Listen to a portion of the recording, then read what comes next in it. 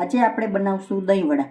એના માટે મેં અડદની દાળ લીધેલી છે અને ચોખા લીધેલા છે, બે સરખા ભાગે જ લીધેલા છે. હવે આને આપણે સારી રીતે ધોઈ નાખશું અને પછી પલાળી દઈશું. સારી રીતે ધોઈને મેં પલાળી દીધા છે. હવે આપણે આને 4 થી 5 કલાક આમને રહેવા દઈશું. દાળ ચોખા આપણા સારી રીતે પલળી ગયા છે. 4-5 કલાક આપણે પલાળેલા હતા, સારી રીતે પલળી ગયા છે. જોઈ શકો છો તમે, કટ થઈ જાય છે. હું આમાં ચોખા પણ એડ કરું છું એટલે વડા છે ને આપણા એકદમ સરસ ક્રિસ્પી થાય છે. એટલા માટે હવે આપણે આને પીસી લેશું. હવે આપણે પીસી લેશું. એની હારે હું મરચાં અને આદું બંને એડ કરી દઈશ અને એક બરફની ક્યુબ પણ નાખી દઈશ એટલે આપણું મિક્સર પણ ગરમ ન થાય અને પીસાય પણ સરસ. પીસાઈને રેડી છે આ બેટર આપણું.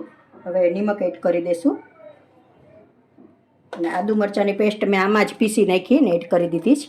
હવે એક જ ડાયરેક્શનમાં આવી રીતે આમ ફેટવાનું છે એટલે હવાના કણ ભરાય ને એના હિસાબે આપણા વડા છે ને એ સરસ થાય, પોચા એકદમ. બેટર આપણું ફેટાઈને તૈયાર છે. તો હવે આને 2 મિનિટ માટે આપણે રેસ્ટ આપી દઈશું. ત્યાં સુધીમાં આપણે મીઠું દહીં બનાવી લઈશું.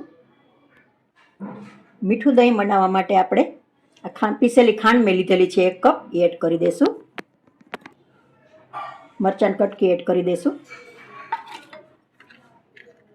આ શેકેલા જીરાનો પાવડર છે પણ એડ કરી દઈશું. સારી રીતે મિક્સ કરી લઈશું. આપણે બેટરને રેસ્ટ આપેલો હતો. હવે આપણે વડા બનાવી લઈશું. તેલ આપણું રેડી છે.